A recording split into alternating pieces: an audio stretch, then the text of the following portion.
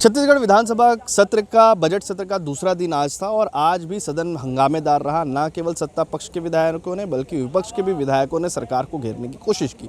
मंत्रियों से सवाल जवाब किया गया। सबसे बड़ा सवाल यही था कि कच्चे शराब और अवैध शराब की बिक्री और उससे होने वाली मौत का मामला जो था वो आज सदन में गूंजता हुआ नजर आया। विपक्ष के तौर पर चरणदास महंत ने इस मामले को उठाते हुए सरकार से सवाल पूछा कि आखिरकार क्यों इस अवैध शराब को लेकर कार्रवाई नहीं की जा पा रही है और 8 लोगों की मृत्यु के मामले पर जांच क्यों तरीके से नहीं हो पाई। हालांकि इस मामले को लेकर जवाब देते हुए गृह मंत्री विजय शर्मा ने बताया कि जो मौत का आंकड़ा है, जो विपक्ष कह रहा है, वो आंकड़े पूरी तरीके से गलत है। अवैध शराब से किसी की भी मौत या कच्ची शराब से या नकली शराब से किसी की भी मौत नहीं हुई थी। उन तमाम लोगों के परिजनों से भी बातचीत हुई है। एक कमेटी जाँच की बना दी गई थी। उस जाँच कमेटी में भी ये बात सामने आई है कि प्राथमिक तौर पर किसी की भी शराब पीने से मौत नहीं हुई है। लेकिन फिलहाल उसके अलावा भी जांच कमेटी बनाई गई है, उसकी रिपोर्ट आनी बाकी है। इसके अलावा अरपा जो नदी है उसमें गंदगी का मामला भी सामने आया था। धर्मलाल कौशिक ने ये मुद्दा उठाया था। इसको लेकर भी सरकार को घेरने की कोशिश यहाँ पर की गई कि कब तक इस मामले को लेकर और नदी की सफाई के साथ में जो गंदे पानी का स्त्राव उस नदी में किया जाता है उसको रोकने के लिए किस तरीके से सरकार काम करेगी। इसको लेकर भी आज यहाँ पर सवाल खड़े हुए। दूसरी तरफ अधिकारियों पर लामबंद अधिकारियों पर कार्रवाई करने का सवाल मुद्दा यहाँ पर उठा है। इससे पहले जितने भी अधिकारी जेल में हैं उन लोगों पर अब तक क्या कार्रवाई हो रही है, विभागीय कार्रवाई के अलावा कब तक उन पर एक्शन लिया जाएगा, ये सवाल आज छत्तीसगढ़ के सदन में गूंजा है। और इस सवाल के बाद प्रशासनिक अमले में पूरी तरीके से हड़कंप मचा गया है। सुनिए जरा जो नेता हैं वो पक्ष और विपक्ष के क्या कुछ कह रहे हैं। नहीं, उन्होंने जितना नोट छापा है पहले उसके विरुद्ध ये छापा है तो बड़ी स्पष्टता है। शराब घोटाला छत्तीसगढ़ के बच्चे बच्चे जानते हैं भाई, कौन नहीं जानता है। और मैं आपसे ही पूछता हूं क्या ईडी को कुछ नहीं करना चाहिए? ईडी काम क्यों नहीं करेगी भाई? ईडी को अपनी कार्रवाई करना है, करे। और वो व्यक्ति जो निरपराध हैं कतई संशय में ना रहे, ऐसा किसी अन्य के साथ नहीं होने वाला है। जहाँ तक विषय आगे बढ़ेगा, मैं अब तक तो यही देखते आए हैं, वही होता आया है। कुछ और लोग जज में आएंगे, कौन आएगा ये मसला नहीं है।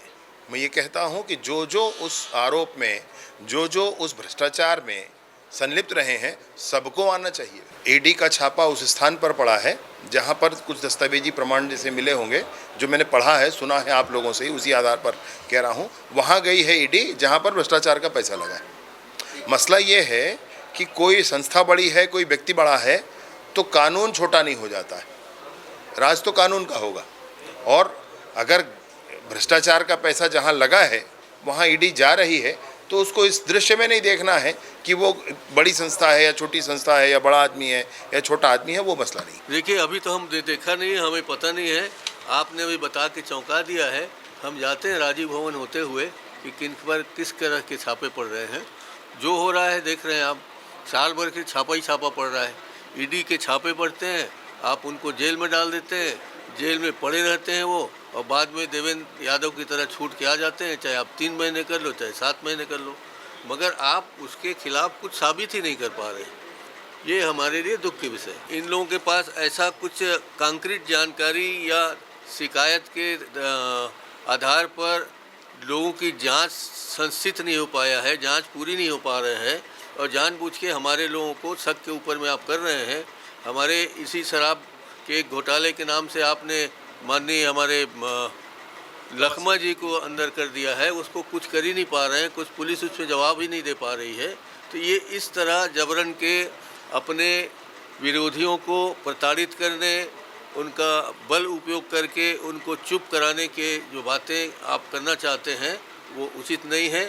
लोकतंत्र में ऐसी बात नहीं होना चाहिए। हम इस पर सरकार की निंदा करते हैं। तो आपने सुना कि किस तरीके से सदन के अंदर में मंत्रियों को, विभागीय अधिकारियों को घेरने की यहाँ पर कोशिश हुई है। कई मुद्दे यहाँ पर उठाए गए हैं। अधिकारियों से जांच का जुड़ा मुद्दा यहाँ पर उठा है। इसके अलावा अरपा की सफाई का मुद्दा यहाँ पर उठा है। इसके अलावा किसानों का मुद्दा भी यहाँ पर उठा। इसके अलावा जो शराब, अवैध शराब और कच्ची शराब का मुद्दा यहाँ पर उठा और कांग्रेस ने इस पर बहिर्गमन भी किया। कुल मिलाकर मंत्रियों को घेरने, विभागों को घेरने की कोशिश यहाँ पर की गई है। न केवल विपक्ष के विधायकों के द्वारा, नेता प्रतिपक्ष के द्वारा भूपेश बघेल और चरणदास महंत के द्वारा, बल्कि सत्ता पक्ष के विधायकों की तरफ से भी सवाल इस पर लगाए गए थे। धर्मलाल कौशिक, राजेश मूणत जैसे नेताओं ने भी यहाँ पर सवाल लगाए थे। सवाल ये है कि आखिरकार अब तक सरकार बनने के बाद से भाजपा की सरकार ने इन तमाम विषयों पर लगातार उनके ही विधायक सवाल उठा रहे हैं तो आखिरकार सरकार ने इस पर क्या कुछ काम किया है। हालांकि सफाई देते हुए जरूर मंत्री नजर आए, लेकिन सवाल अब भी वही का वही है। छत्तीसगढ़ से विधानसभा के लिए अमित मिश्रा।